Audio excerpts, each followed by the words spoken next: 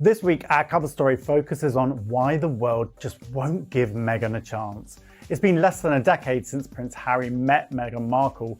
In that time, she's gone from a breath of fresh air in the royal family to one of the most polarizing figures in the world. Her recent lifestyle Netflix show was attacked by critics, and everything she does is received with constant scrutiny. So we wanted to assess whether this was fair and why Meghan elicits such strong reactions. To understand the problem folks seem to have with Meghan, we knew we needed to talk to those who know her, the people who've worked with her, and the people with an insider expert view of both the monarchy and the entertainment industry. Some find her ambitions far too much, questioning why someone who had it all can't just relax. Her constant reinvention doesn't sit well with some. Meghan's quick to launch projects, but critics say she often struggles to sustain her ventures, something she's been called out for multiple times. Others feel she doesn't fit the royal mold because she's independent and strong-willed. She wasn't made to sit back and smile in the shadow of the monarchy. And then there's the race factor.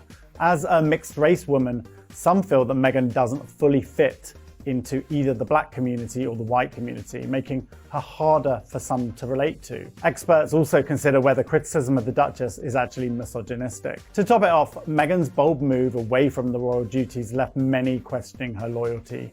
Some see her as a symbol of modernity, while others accuse her of abandoning a life of privilege and breaking up the royal family. While the reviews weren't amazing for Meghan's Netflix show, it did rank in their top 10 shows overview list, and the streamer has announced a second season is on its way, just days after the show's debut. And I'm in awe of Meghan's indomitable spirit and the way she seems to just plow on regardless of what everyone's saying about her, and I think there's a lot to be learned from that. Upbeat and engaging tone. Welcome back to Royal Sussex Squad, the home of unapologetic truth-telling when it comes to the Duke and Duchess of Sussex. If you're new here, we keep it real, we keep it factual, and we are not afraid to push back against the relentless misinformation campaign waged against Meghan and Harry.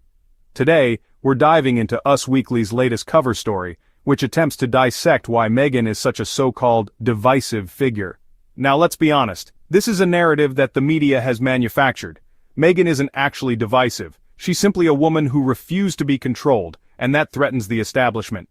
The British media, the royal family, and their allies have spent over 7 years crafting this image of Meghan as a polarizing figure, and now they want to step back and pretend to analyze why people feel so strongly about her. Please, we see right through it.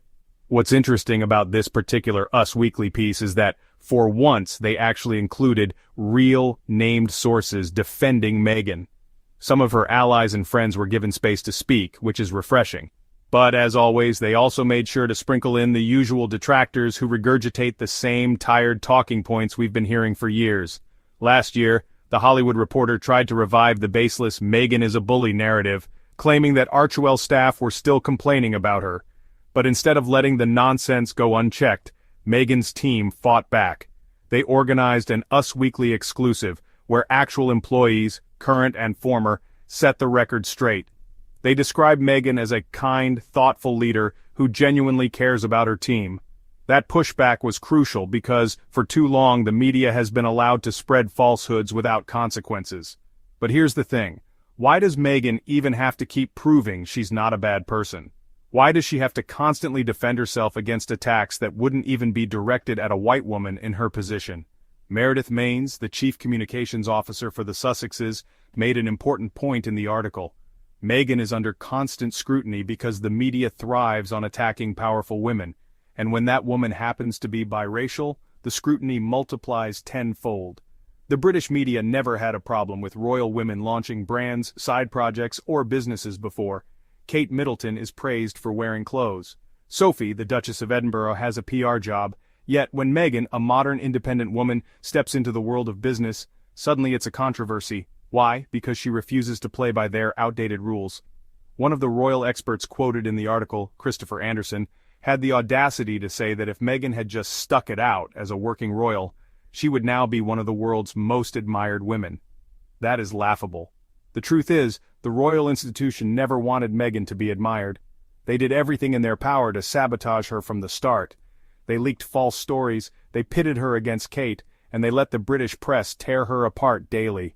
And now, they want to gaslight us into thinking that if Meghan had just endured more abuse, things would be different? Absolutely not.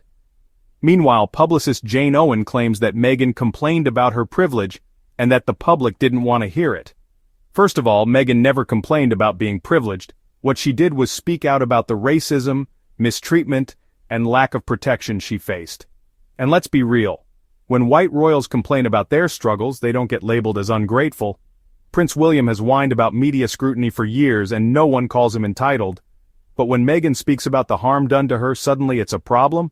The double standards are ridiculous. Essence's editor-in-chief, Danielle Cadet, brought up a crucial point about race. She noted that Meghan's blackness plays a massive role in how she's perceived. If Meghan were white, her ambition and success wouldn't be nearly as controversial. We see this all the time. White women in the public eye are given space to be flawed, to make mistakes, to reinvent themselves. But Meghan is held to an impossible standard. Some critics claim Meghan struggles with follow-through on projects. Let's break that down. Meghan's initiatives, whether it's the TIG, her cookbook, her podcast, or her Netflix projects, have all been intentional, well-executed, and impactful. But let's not forget that she has faced relentless sabotage. The royal family and their media allies actively worked to undermine her. They pulled the plug on her Sussex royal brand, blocked her ability to continue her charity work, and spread lies to discredit her. Despite all that, Meghan has continued to thrive. So the claim that she doesn't follow through is just another way to dismiss her accomplishments. What's truly hilarious about this whole Meghan debate is that the media can't quit her. They want to pretend they're analyzing her objectively, but in reality, they need her. They need her name for clicks, for controversy, for profit. They've spent 7 years vilifying her and now they act confused about why she's seen as divisive. The answer is simple. They made her that way. They created the monster they claim to fear. Us Weekly's cover story is all about why Duchess Meghan is such a divisive figure. Last year, The Hollywood Reporter swore up and down that they had sources within Archewell, and those sources claimed that the Duchess of Sussex was still bullying staffers. What happened next was interesting. Instead of just letting the bizarre trade paper attack fester with zero pushback, Meghan and her team organized an Us Weekly exclusive in which several current and former Archewell employees spoke candidly about what Meghan is like as a boss, and basically they said that she's great, she cares about everyone and she doesn't treat people badly. It was a well-done pushback on a dumb story which originated in the UK. My only minor quibble was that it ended up in Us Weekly. But it looks like Us Weekly is interested in getting in the defending Meghan business.